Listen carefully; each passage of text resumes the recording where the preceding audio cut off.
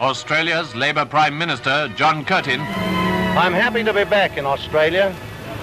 I've seen many things and many places.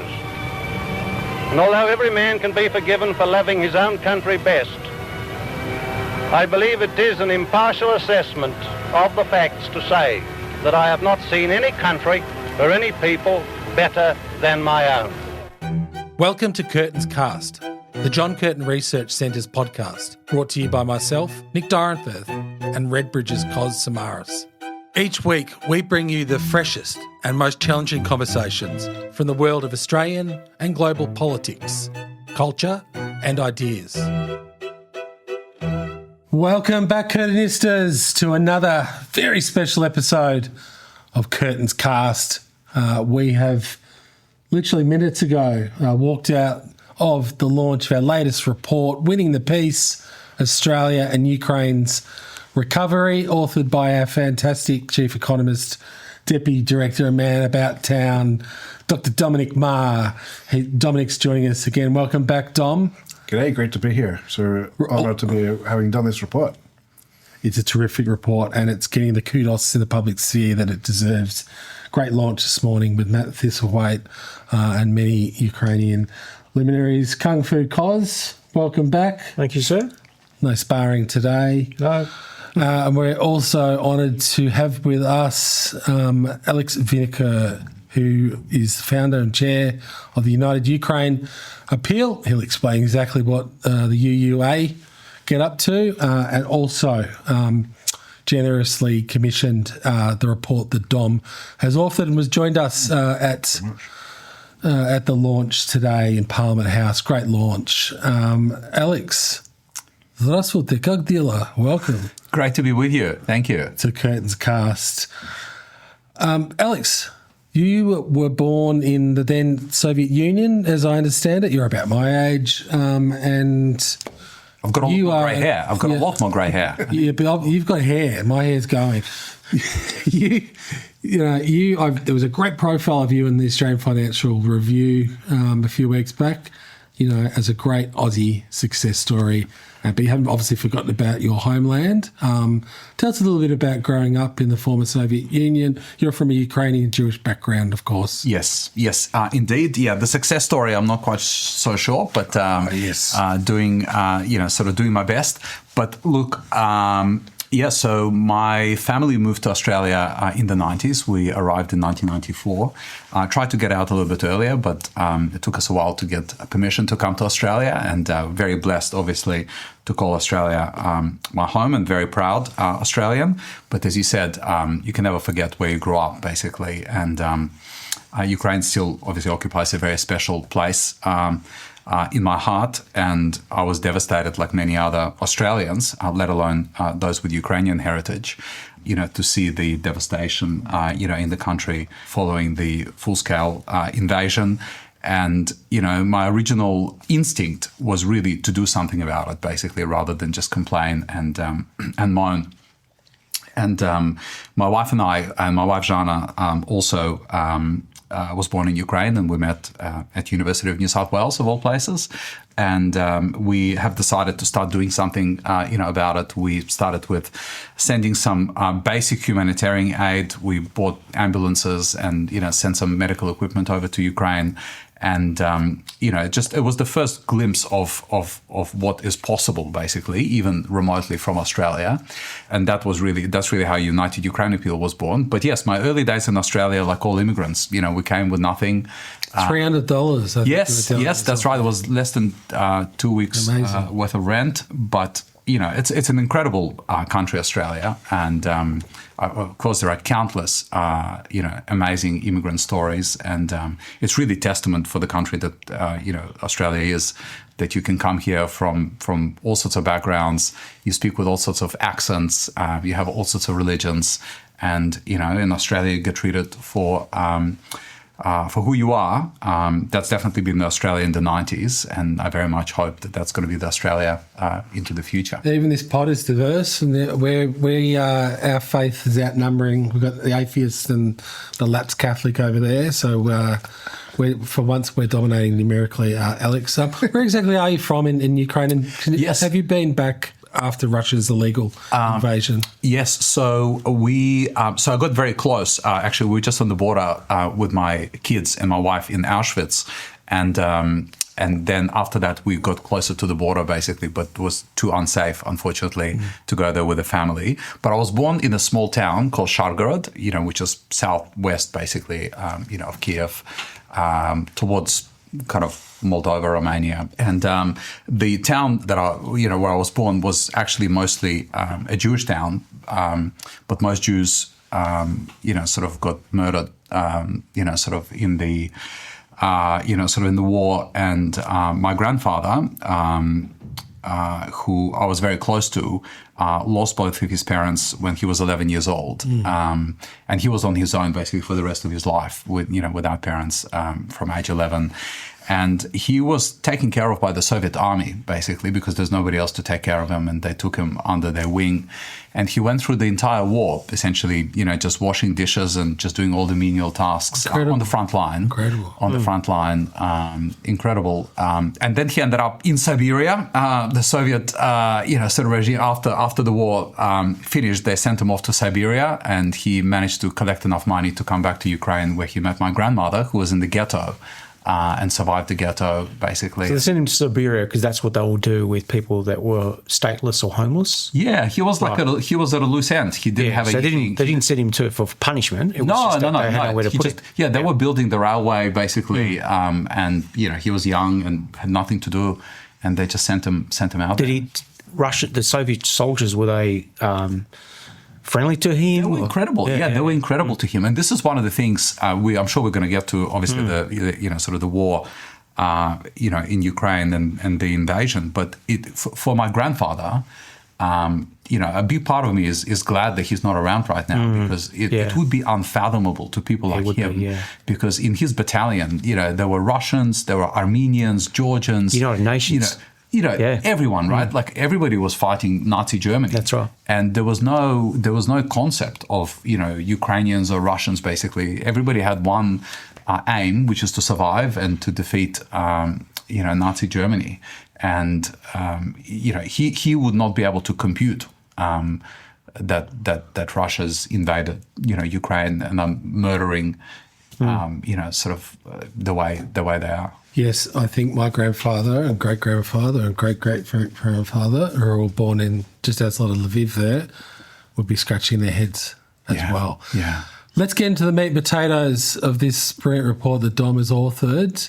Let's set across some of the basic facts, because a lot of Australians would think, hang on, this conflict's a long way away. Europe, there's been a long peace after World War II. It's not really got anything to do with us. We know winter is setting in across Ukraine and Russia, and it's a harsh environment. Russia's intensifying its aerial bombardment of Ukrainian infrastructure and people. So with, enormous casualties even just this week, targeting electricity grids, hospitals, transport, and taking territory inch by inch. Europe held its second EU Reconstruction conference in Rome. Most importantly, there is a sense that the Trump administration is really wavering in support for the cause of Ukraine. And there's a fracturing of the Western alliance. And a so-called peace plan has been put to the Ukrainians, which by the Americans, which apparently isn't actually an American peace plan. Dom can get into the weeds there with us. From our point of view, Alex's point of view, Australia actually faces a strategic choice and a strategic opportunity.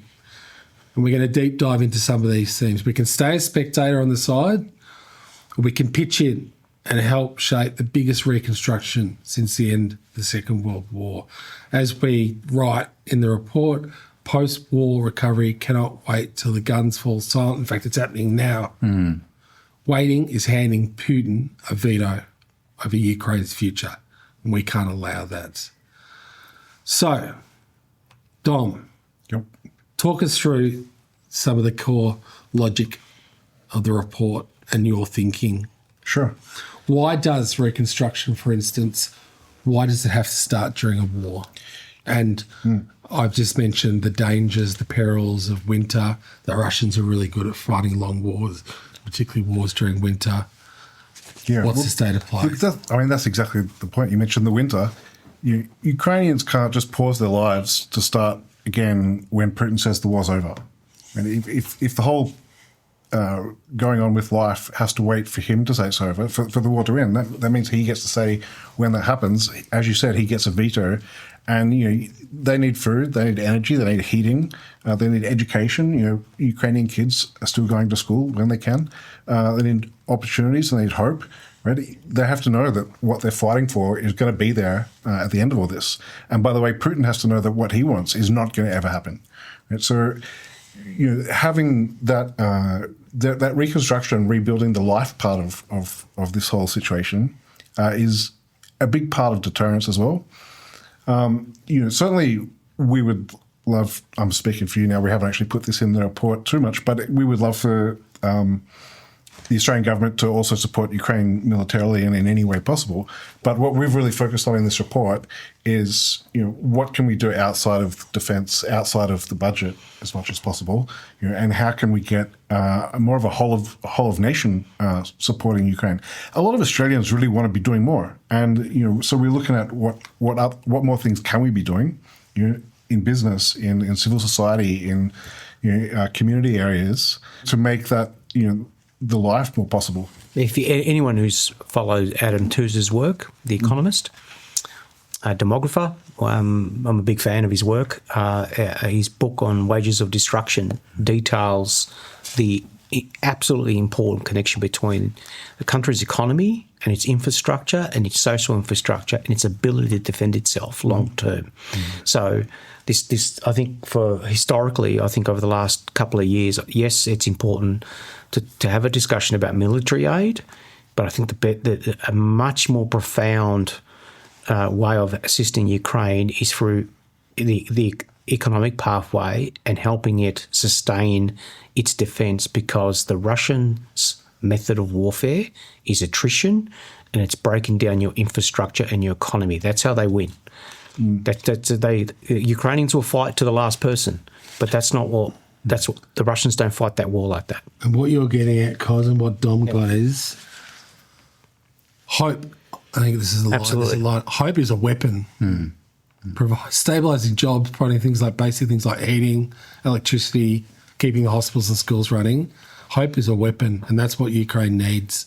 Yep. And it's a big task. Ukraine's recovery is now valued at, I think, 500 billion euros and growing. But Dom, you also make the point, and this is to hammer home to Australian listeners here, we've got a broad diversity. Do you know, Cosy, I've found occasional curtain cast listeners from the stands, from the Caucasus. It's some really bizarre, and South Korea too. Yeah, I believe that. They've hopped onto the curtains cast bandwagon. But for Australian listeners, Dom, that's great. You point out that others are watching what happens with this conflict, and we're thinking particularly of China. And there's a real risk if Ukraine falters, if Ukraine is coerced into accepting a peace deal on savagely unfair terms, that the CCP looks at it and goes, the West blinked, they'll do it again, whether it's over Taiwan, South China Sea, or other geopolitical flashpoints. Absolutely. So it concerns us. Without a doubt, we've heard from Albo and others this point a few times. These theatres are linked. You've got troops from North Korea invading Ukraine and Europe. Right? You've got China supplying a lot of the finance and equipment that Russia's using. You've got Iran supplying drones. Those are mostly made in, Iranian drones mostly made in Russia itself now, I guess. But and they've got Russia recruiting soldiers in Africa. Mercenaries. These are all linked theatres. If you have this idea that warfare is the way you can get what you want in the world, that's not a world that a middle power or smaller countries can survive in. Might is right. Yeah. If you have that might makes right world, we're not the biggest country in the world. So, we're not going to be getting our way very often. That's not a world that's safe for us.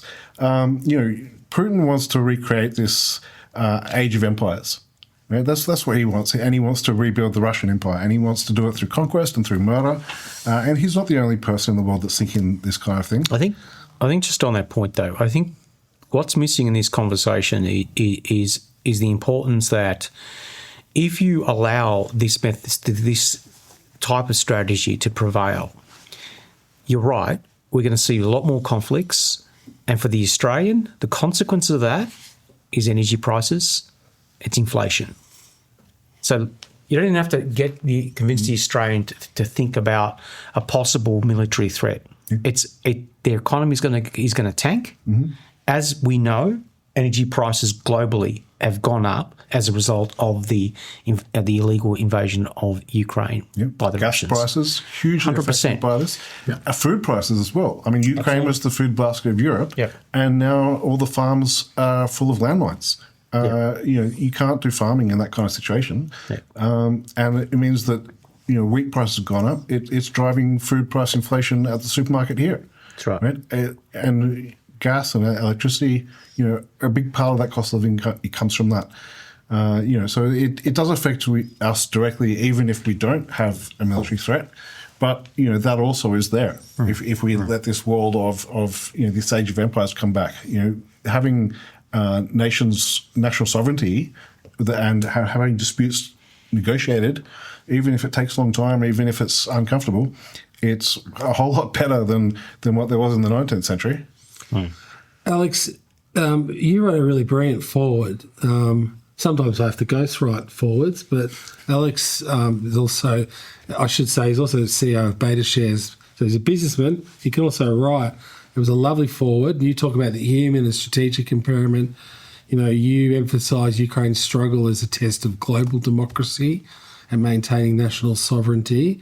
But just coming back to the human dimension a little bit, can you talk us through United Ukraine Appeal's actual work on the ground, providing emergency relief, medical support, energy equipment, the human dimension? Talk us through the scale of displacements. As I understand it, there's been a huge influx of young people from the country, so there's a brain drain, orphan children, limb loss, mental health, which is where we're going to talk about some of the recommendations of the report, which is about leveraging Australia's expertise in areas of mental health. But there are huge, huge existential problems that Ukraine's confronting now and will confront for decades to come. If you look at similar conflicts, you look at even Vietnam veterans, Australian Vietnam veterans, American Vietnam veterans, just take one example, they've been dealing with problems for decades. And this is on a mega scale. Nick, firstly, thanks for raising this issue. It is crucial. So United Ukraine Appeal, as I mentioned sort of a little bit earlier, started with doing basic, deliveries of ambulances and other humanitarian aid. But we quickly realized that we need to pick, strategic areas, and we're only involved in humanitarian support. I should make it clear, we're not involved as a charity in any military issues.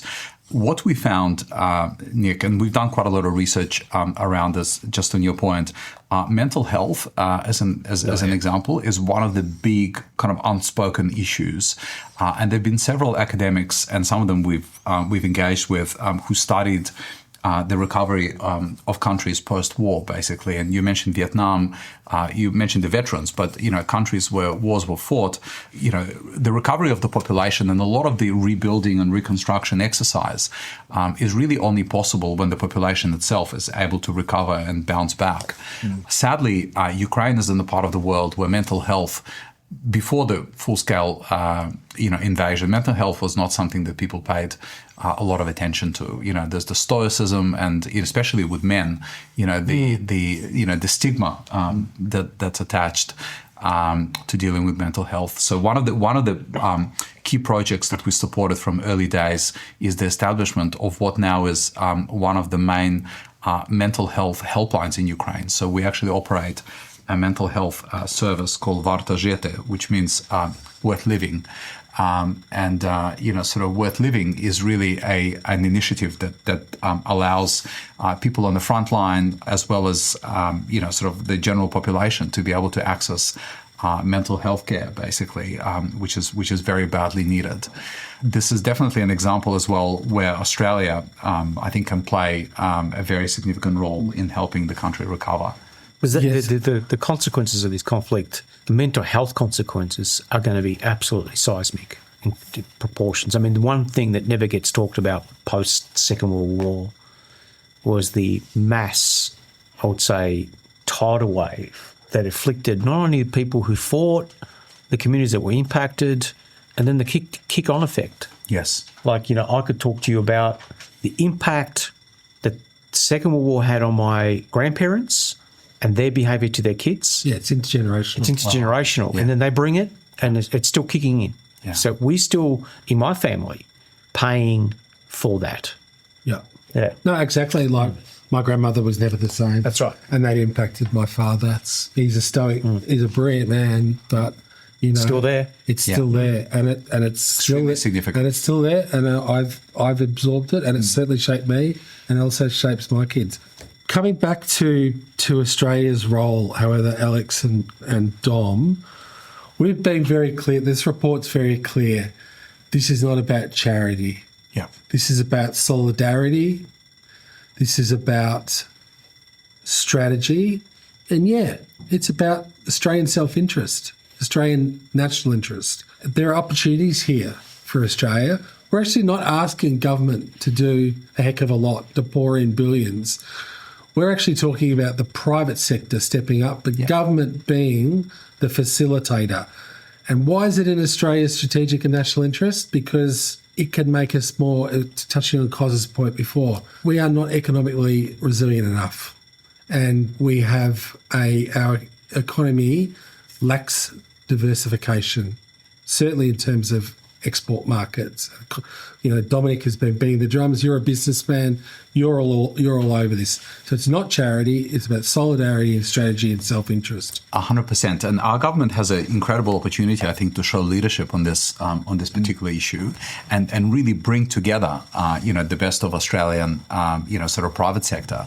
And there are industries where, obviously, we talked about energy, manufacturing. I mean, education, health, mental health.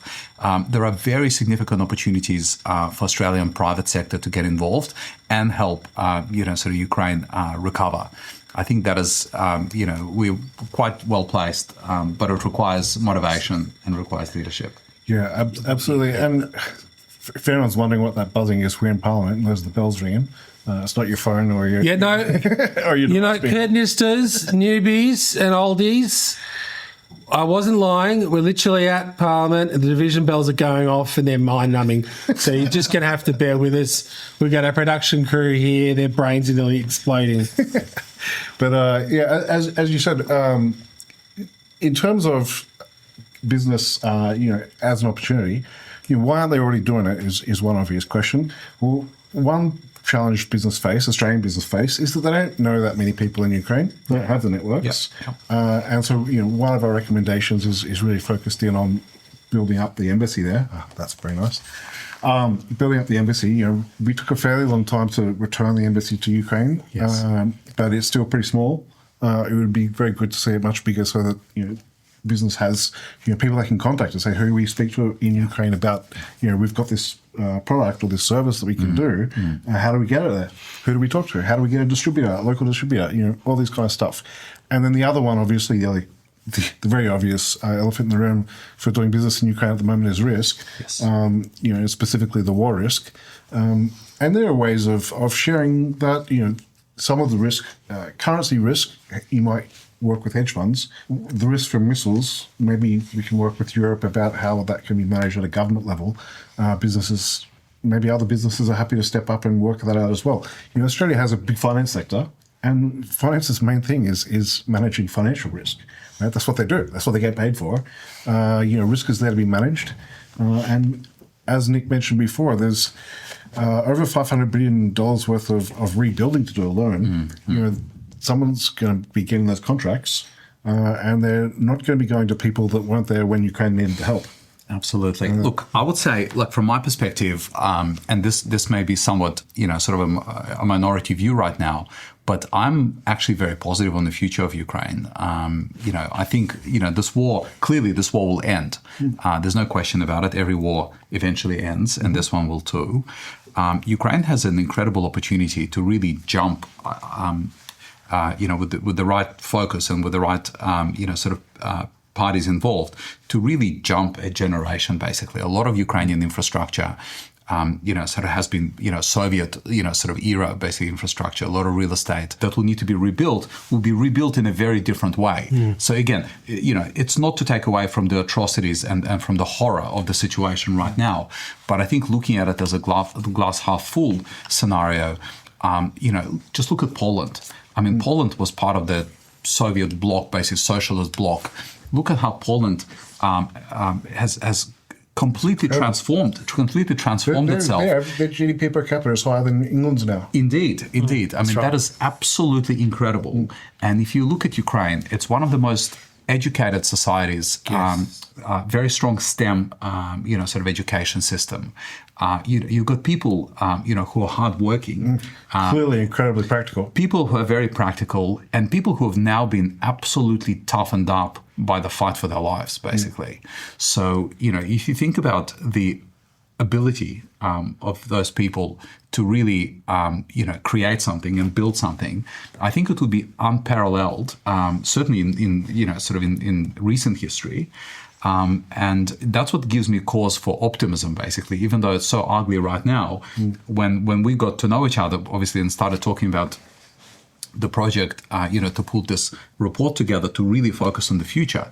I mean, there's nothing more important for people who are fighting this fight today than knowing that they're actually fighting for their future, basically, and creating a blueprint, having foreign governments who are coming in not just with the messages of support, but actual tangible plans, sort of to help with the rebuild, I think is absolutely paramount. Yeah, I want to link that a bit to what we were talking about before on the mental health as well, because adjacent to that really, but one of the other huge injuries across Ukraine is hearing loss, right? And it's not the kind of thing you normally think of, but so explosions are going off constantly. People's hearing has been damaged. Percussion injuries. And one of Australia's biggest business success stories is Cochlear, right? They export hearing aids. There's a very obvious need. And this is an Australian business that knows how to deal with that kind of thing. Right? These are the kind of things where we've been looking at in this report. Another one is a lot of people have lost limbs. Yes. Right? There's a lot of landmines around. Yeah. Demining is obviously one big need, and Australia has expertise in that. But providing prosthetics is another one. If we were to ask Australians right now, and I'm fairly confident of the answer here, which form of aid do they prefer? And it's not just about whether they think one is more effective over the other. It's what they are socially and culturally more comfortable with. It will be this, right? So if governments want to look for social licence and a green light from the Australian public on not only support but a humanitarian support that invests into infrastructure, mental health, it's this space. And even the most progressive people in this country would have that view. Yeah. So it's a really, really safe space politically. Tell us about, what is your polling telling you about? Have you done polling in and around Australians' view of the conflict? I'm presuming they are on the side of the little guy here. Yeah, of course they are. And of course that, they're worried about, and it goes to the initial part, the initial topic that we were discussing at the beginning of this conversation. Most Australians are concerned that this is a sign that the world is fragmenting, that things are out of control, that the US is no longer a stabilising force in the global world, that these conflicts are going to continue to impact the local economy. They're actually surprisingly really acutely aware of what a war like that does to a number of things. When we ask them, what do you think is contributing to, what do you think has caused the inflation? They say, oh, the pandemic and the war in the Ukraine. It's always those two, are always number one and number two, and they swap around all the time. So if you're an Australian government and you want to look for social license from the community to invest in a place like Ukraine, your narrative is pretty simple. We are investing here to ensure that a country like Ukraine can defend itself and can rebuild itself, but also send a very signal to aggressors that this is not going to be tolerated. And because Australians know the cost of this isn't just the cost to the Ukrainian people, but it's also to the world economy. Yeah, and look, I mean, people will be thinking of China and Taiwan, and just one fact about that. China's economy is 10 times bigger than Russia's. So if there's conflict there, it is going to be economically devastating to the world. Right? Whatever has happened from Russia's perspective will be at least 10 times worse. Everyone is listening to us right now on a device that relies on Taiwan, the chips in it. And the United States is rapidly trying to build chip infrastructure on their land because they know of the risk, but they won't be able to move as fast. There's one company that builds them. So, NVIDIA and all those other companies that trade in them, they still rely on one company that actually manufactures them. And that company operates out of Taiwan. Yeah. Bringing it back a little bit to the aid side of things, that I can't miss this particular point. Corruption was one of the issues that Ukraine has to deal with. Right? They're trying to join the EU, and they have to meet European standards of anti-corruption. Of course. Right? And they have a history of being Soviet standards of corruption. So they've got a fair bit of work to do. But they've done quite a lot. And one thing they've done is set up this government portal for how you can see where all the government spending goes, and you can see all the applications for spending. And in preparing this report, I read through a lot of applications for disbursements from the central government to local governments and things like this. And over again, there was local governments asking for things like, we need $200,000 to rebuild a preschool to replace the one that was blown up by a missile strike. We need $10,000 for a fallout shelter that will fit 50 students so that our kids can come to class and study in person rather than remotely, because the regulations require that you have to have a fallout shelter for every student and person on campus, right? I mean, every single council across Ukraine is applying for funding for this kind of thing, right? Fallout shelters for every school, for every student, right? You read so many of these applications and it just rips your heart apart. Right? But on the other hand, a fallout shelter is not that complicated of a thing. You can containerize it. It doesn't have to be super luxurious. It just has to meet the standards. You can build it here in a factory and containerize it and ship it over. It is the kind of thing that we could help with. And I would love to see Australians' prefab building sector contributing to this kind of thing. Right? Yes. It's totally doable. So it brings us to kind of the last, it's a big question, Dom, Alex. What does winning the peace actually look like? What is the measure of victory or a settlement on just terms?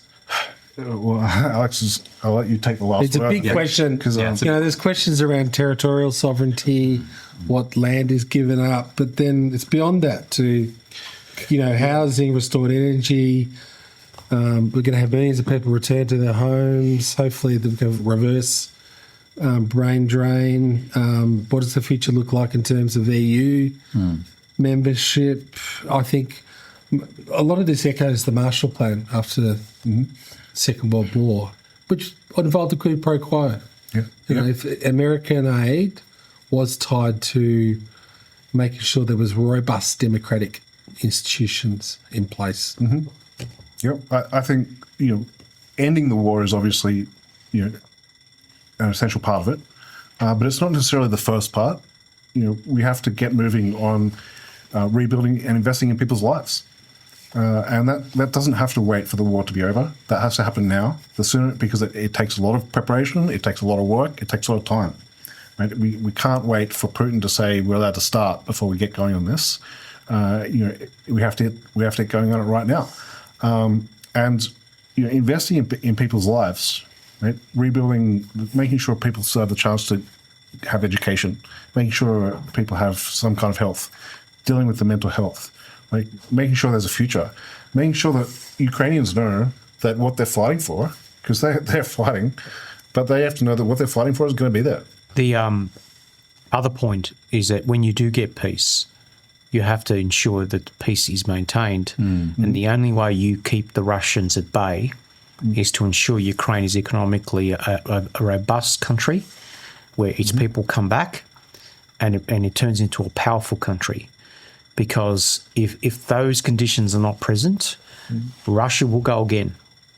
This is common misconception around the world that Russia's going to have one go at this. They will not stop. Tony Abbott was in the Australian today alongside the mighty JCRC, making exactly the same point, Cos. Yeah. Never said it before, but I agree with Tony Abbott. Yes, and I should say on that point, I'm very proud. I can't remember, I think it was not last year, the year before, I was personally sanctioned by Putin. Dom is champing at the bit. He wants to get on the sanction list. I got to say, I was thrilled to be there, along with John Howard and Tony Abbott. Alex, I haven't asked you, have you been sanctioned? Not to my personally? knowledge. Well, would you like to be? We'll see about that. Probably am without knowing. We'll send this one to the Russian embassy and see if they respond. And I did quip to Dom. They identify me as Nick. I'd actually like to point out, full name is Nicholas Andre, which means in Russian, from Greek, victory of the people. And that's what we want to see. That's what we've been talking about on this brilliant Curtains cast. Kung Fu Cos, thank you for joining us. Thank you for flying up to Canberra. Dominic, Canberra's your new home. Yeah. Enjoy yourself. Take care. Drink responsibly and all that. Drive responsibly.